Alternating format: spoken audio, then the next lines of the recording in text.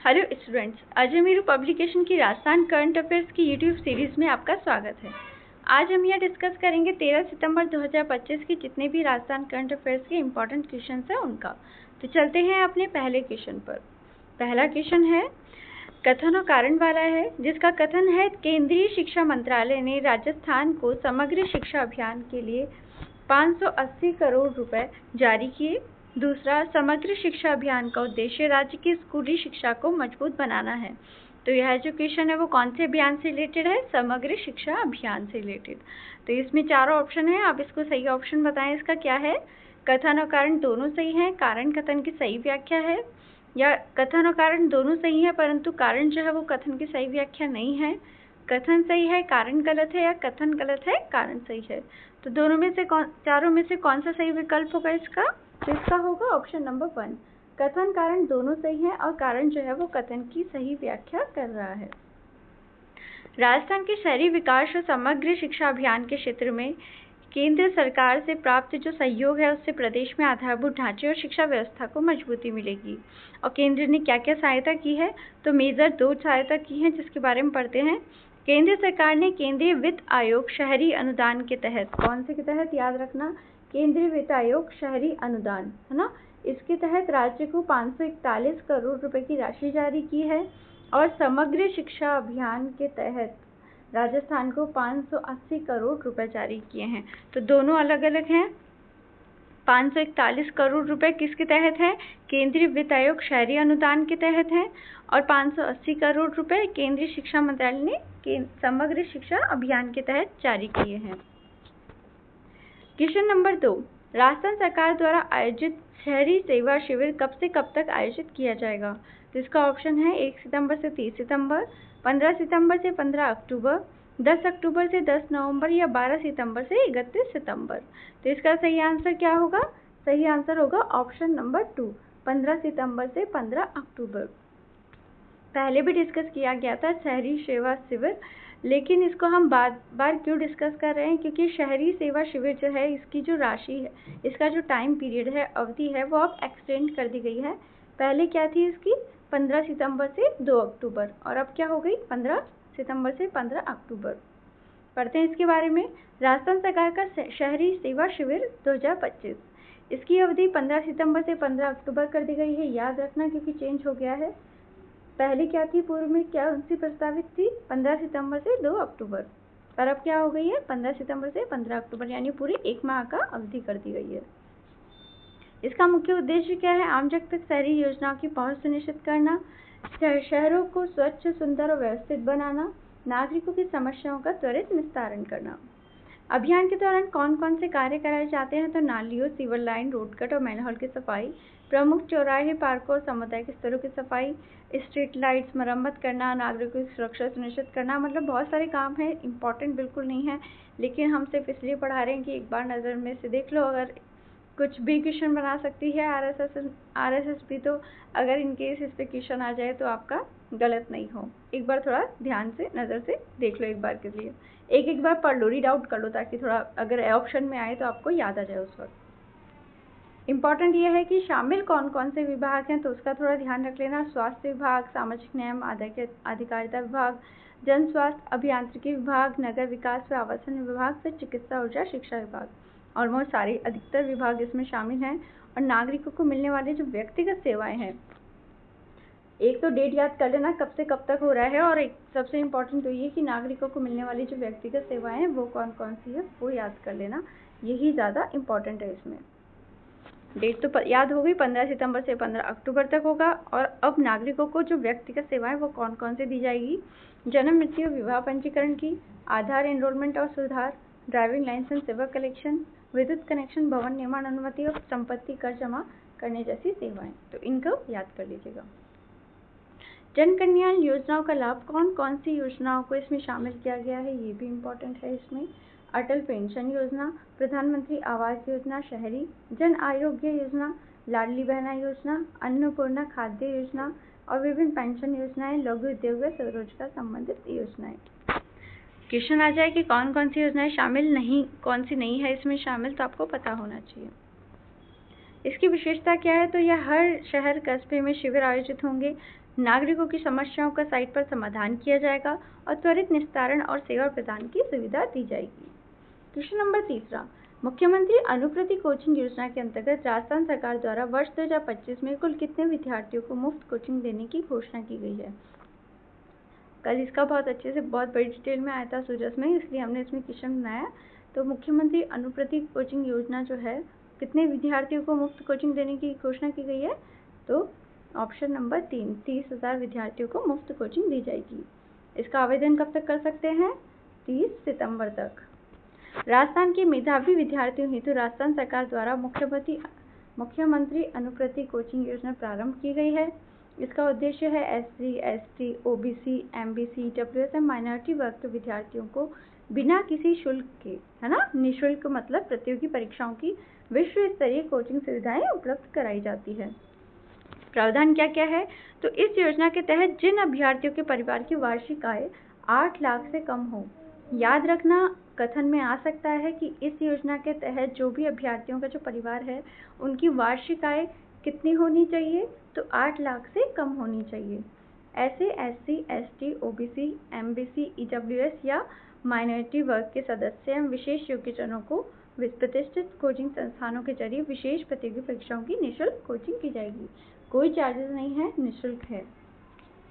इस योजना के अंतर्गत राजस्थान सरकार द्वारा वर्ष 2025 में विभिन्न तरीके की 14 प्रतियोगी परीक्षाओं, याद रखिएगा कितनी है टोटल? 14 परीक्षाओं में कुल 30,000 विद्यार्थियों को निःशुल्क कोचिंग देने की घोषणा है। इसके अलावा विद्यार्थियों को अपने शहर से अन्य शहर में जाकर कोचिंग हेतु 40,000 रुपये प्रति वर्ष की भी आर्थिक सहायता दी जाएगी।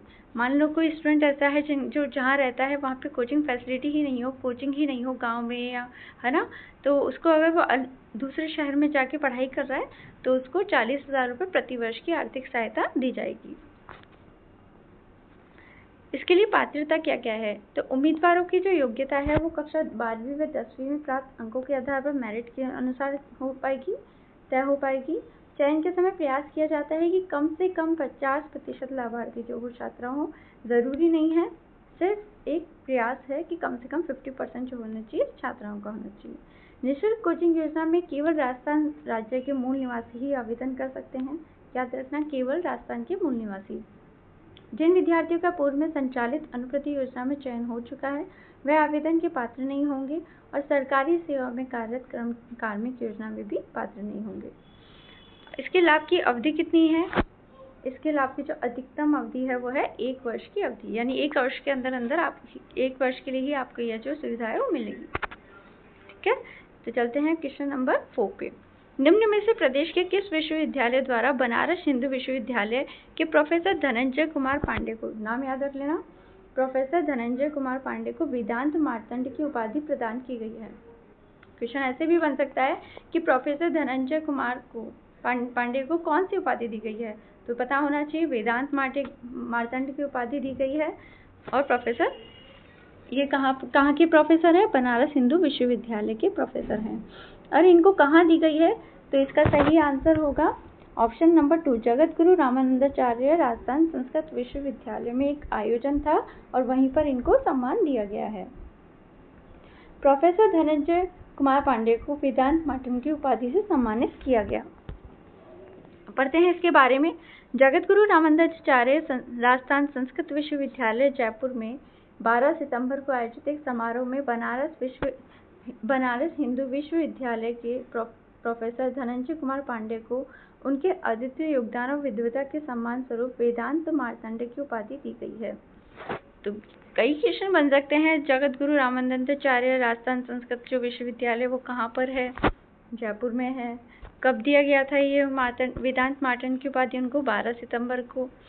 जो प्रोफेसर धनंजय कुमार पांडे हैं वो कहाँ के प्रोफेसर हैं? बनारस हिंदू विश्वविद्यालय के ना। तो इन सबको याद रखना। यह उपाधि जो है वो उनको गीता शास्त्र, वेदांत और साहित्य के क्षेत्र में उनके योगदान और उत्कृष्ट शोध कार्यों के लिए प्रदान की गई है। अजमेरू पब्लिकेशन के द्वारा 4th श्रेणी चतुर्थ श्रेणी कर्मचारी सीधी भर्ती हेतु भी मॉडल पेपर तैयार किए गए हैं। अब वीडियो परीक्षा के लिए भी मॉडल पेपर तैयार किए गए हैं। यह सॉल्व मॉडल पेपर्स हैं। इसमें हमारे विशेषज्ञ के द्वारा बहुत ही मेहनत करके इनको तैयार किया गया है। बिल्कुल टू द पॉइंट तैयार किया है, कंसाइजनेस है, बहुत ज़्यादा एक्स्ट्रा मटेरियल नहीं है जो आपके एग्जाम के लिए इंपॉर्टेंट नहीं हो। केवल उन्हीं मैटर को इसमें इंक्लूड किया गया है जो आपके एग्जाम्स के लिए बहुत ज़्यादा इंपॉर्टेंट हो, जिसमें से आपके क्वेश्चन बनने की पूरी आशंका हो। और प्रीवियस ईयर पेपर भी दिया गया है इसमें, ताकि आपको उसका एनालिसिस कर सको और आपको पता चल सके कि प्रीवियस ईयर एग्ज़ाम में कैसे कैसे क्वेश्चन आए थे। आपको लेवल पता होना चाहिए कि किस लेवल के क्वेश्चन आए थे, एक ही सब्जेक्ट से कितने क्वेश्चन आ रहे हैं। तो पहले आप आराम से उस प्रीवियस ईयर पेपर से अपना एनालिसिस करें एग्ज़ाम्स का, पैटर्न का, और उसके बाद मॉडल पेपर से अपनी प्रैक्टिस करें। आप इन बुक्स को अपने नज़दीकी बुक स्टोर से भी खरीद सकते हैं या फिर हमारी वेबसाइट से भी घर बैठे मंगवा सकते हैं। चलते हैं अपने नेक्स्ट क्वेश्चन पे। Question number 5।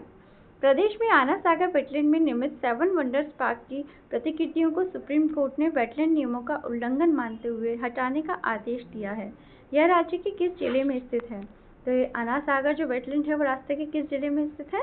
यह अजमेर में स्थित है। पढ़ते हैं इसके बारे में, पूरी न्यूज़ के बारे में कि चर्चा में क्यों है। तो एनजीटी या नेशनल ग्रीन ट्रिब्यूनल ने आना सागर वेटलैंड में निर्माण को गैरकानूनी घोषित किया गया था। ये जो 7 वंडर्स पार्क है इसके निर्माण को, और उसके बाद सुप्रीम कोर्ट ने भी इस पर सहमति जताई कि ये अवैध प्रतिकृति संरचना को हटाने का निर्देश दिया गया। अब प्रशासन के द्वारा क्या है, ये अवैध निर्माण को हटाने की प्रक्रिया शुरू कर दी गई है। यही न्यूज़ आई थी पेपर में, तो इसीलिए यह इम्पोर्टेंट हो जाता है, जो पारिस्थितिक रूप से संवेदनशील क्षेत्रों के संरक्षण को महत्व दिखाता है।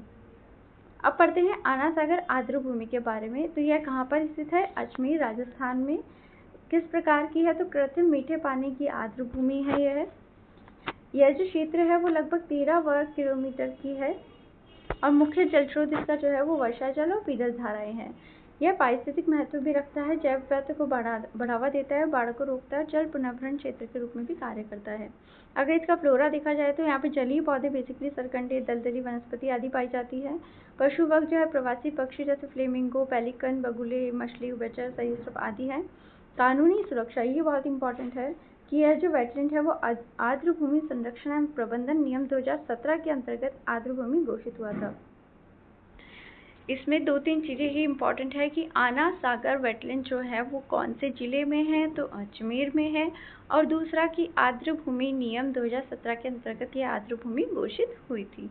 तो इन दोनों ही फैक्ट्स को याद कीजिएगा। बाकी भी इम्पॉर्टेंट है, पर बाकी कुछ भी फैक्ट्स में से क्वेश्चन आ सकता है, पर इन दोनों की पॉसिबिलिटी सबसे ज़्यादा है। चलते हैं नेक्स्ट क्वेश्चन नंबर 6 पे। प्रदेश में सांस्कृतिक सृजन पखवाड़ा कब से कब तक आयोजित किया जाएगा? तो इसका सही आंसर क्या होगा? ऑप्शन तो आपके सामने ही है। 10 सितंबर से 25 सितंबर, 15 सितंबर से 1 अक्टूबर, 17 सितंबर से 2 अक्टूबर या 20 सितंबर से 5 अक्टूबर। सांस्कृतिक सृजन पखवाड़ा कब किया जाएगा? 17 सितंबर से 2 अक्टूबर, यानी ऑप्शन नंबर 3। पढ़ते हैं इसको डिटेल में। कला, संस्कृति और पुरातत्व विभाग द्वारा, किसके द्वारा किया जा रहा है? याद कर लीजिएगा, कला, संस्कृति और पुरातत्व विभाग द्वारा। कब से कब तक किया जाएगा? 17 सितंबर से 2 अक्टूबर तक सांस्कृतिक सृजन पखवाड़े का आयोजन किया जाएगा।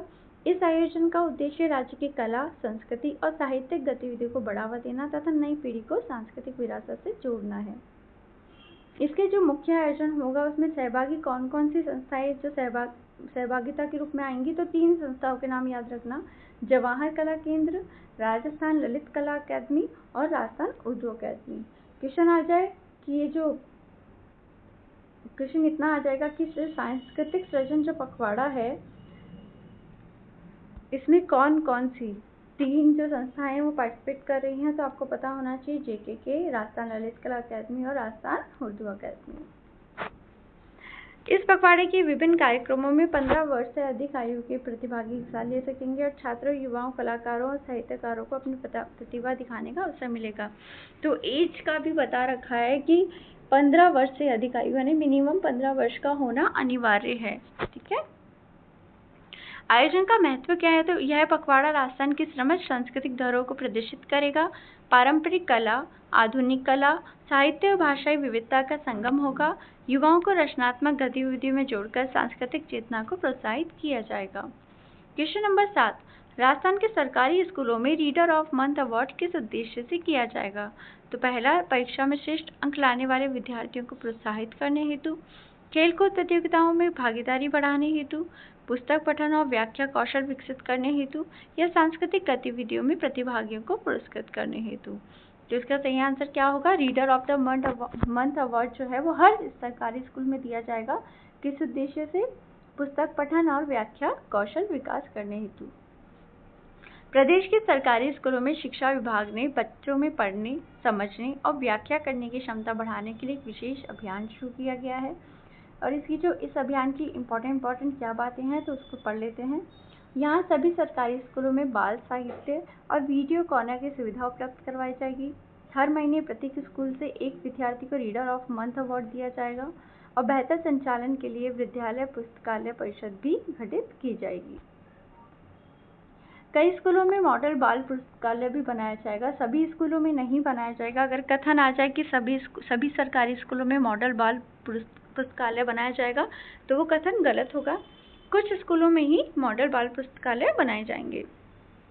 कक्षा 3 से ऊपर के विद्यार्थियों को इसमें शामिल किया जाएगा। कौन सी कक्षा से? कक्षा 3 के ऊपर से। अलग अलग कक्षाओं से 3 से 5 विद्यार्थियों का चयन होगा। प्राइमरी से सीनियर सेकेंडरी तक के सभी सरकारी स्कूलों में पुस्तक मेले, बुक फेयर भी लगाए जाएंगे और इससे बच्चों को पढ़ने में ललक और जागरूकता बढ़ेगी। इसके फायदे, अभियान के क्या क्या फायदे होंगे? बच्चों में पढ़ने की समझ, पढ़ने समझने और व्याख्या करने की आदत बढ़ेगी। लेखन क्षमता, शब्दावली और रचनात्मक सोच विकसित होगी। विद्यार्थियों में आत्मविश्वास और ज्ञान का स्तर बढ़ेगा। बच्चों को कहानियों, साहित्य से जुड़ने का अवसर मिलेगा और हर महीने मिलने वाला अवार्ड जो है वो बच्चों में प्रतियोगिता और प्रेरणा का भाव पैदा करेगा। तो ये सभी इम्पोर्टेंट फैक्ट्स हैं। चलते हैं क्वेश्चन नंबर 8 पे। बाड़मेर जिले का गांधर्व खुर्द क्षेत्र निम्न में से किसके लिए प्रसिद्ध है? तो कौन सा क्षेत्र है? गांधर्व खुर्द क्षेत्र। और कहाँ का है? बाड़मेर का है। तो ऑप्शन है रेगिस्तानी मेला, त्रिवेणी संगम, तेल और गैस उत्पादन या ऊँट पालन। तो किसके लिए फेमस है? ये है त्रिवेणी संगम के लिए। देखते हैं कैसे फेमस है। तो बाड़मेर और जालौर सीमा पर बहने वाली लूनी नदी के साथ जब जालौर की सुकड़ी नदी मिलती है और इन दोनों जो नदियां हैं उसके ऊपर कौन सी नदी बहती है? नर्मदा नहर। तो यह जो त्रिवेणी संगम है कहाँ पे स्थित हो गया? बाड़मेर जिले के गांधर्व खुर्द में। यानी बाड़मेर जिले का जो गांधर्व खुर्द क्षेत्र है वहाँ पर ये 3 चीजें, एक तो लूनी नदी बह रही है और दूसरी सुकड़ी नदी से मिलती है और उसके ऊपर से बहती है नर्मदा कैनाल। तो हो गया ना ये त्रिवेणी संगम। इसके बारे में और व्याख्या से अगर देखें तो यहाँ की खासियत यही है कि यह अंडरग्राउंड नर्मदा नहर के ऊपर से लूनी और सुकड़ी नदी बहती है। तो लूनी नदी, सुकड़ी नदी और नर्मदा नहर जो अंडरग्राउंड है। हाल ही में सर्वश्रेष्ठ संस्थान पुरस्कार 2025 से सम्मानित ट्रॉमा सेंटर निम्न में से कौन सा है? तो इसका सही आंसर क्या होगा? SMS trauma centre Jaipur. Sawai Mansingh अस्पताल जयपुर के न्यूरो ट्रॉमा सेंटर को सर्वश्रेष्ठ संस्थान पुरस्कार 2025 से सम्मानित किया गया है। इम्पोर्टेंट है क्योंकि सबसे पहले शीर्ष पर आया है। तो कौन सा आया है? जयपुर SMS सवाई मानसिंह अस्पताल न्यूरो ट्रॉमा सेंटर। इस संस्थान को यह सम्मान कहाँ मिला है? तो neuro trauma society of India ने अपने वार्षिक सम्मेलन में दिया है और सेंटर को यह उपलब्धि जो है वो आपातकालीन ट्रॉमा एवं न्यूरो सर्जरी देखभाल, अंगदान को बढ़ावा देने और उच्च स्तरीय अनुसंधान में देश भर में अपनी अलग पहचान बनाने के लिए मिली है। SMS जयपुर के न्यूरो ट्रॉमा सेंटर की बात करें तो यह वर्ष 2014 में स्थापित SMS का ट्रॉमा सेंटर है जो देश का सबसे बड़ा और आधुनिक सेंटर है।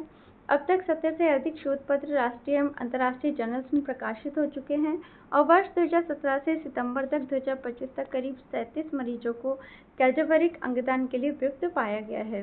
तो इसीलिए बहुत ही इम्पोर्टेंट फैक्ट है कि राजस्थान जो है देश के शीर्ष 5 राज्यों में अंगदान के क्षेत्र में पहुंचा। यानी अगर क्वेश्चन ये भी आ सकता है कि अंगदान के क्षेत्र में शीर्ष 5 राज्यों में राजस्थान इंक्लूडिंग है या नहीं है? तो राजस्थान इंक्लूडिंग है शीर्ष 5 राज्यों में। ये थे हमारे आज के इम्पॉर्टेंट क्वेश्चंस। अगर आपको वीडियो पसंद आया हो, क्वेश्चन पसंद आए हो तो वीडियो को लाइक कीजिएगा, शेयर कीजिएगा और अजय मेरू पब्लिकेशन को सब्सक्राइब कीजिएगा। Thank you so much.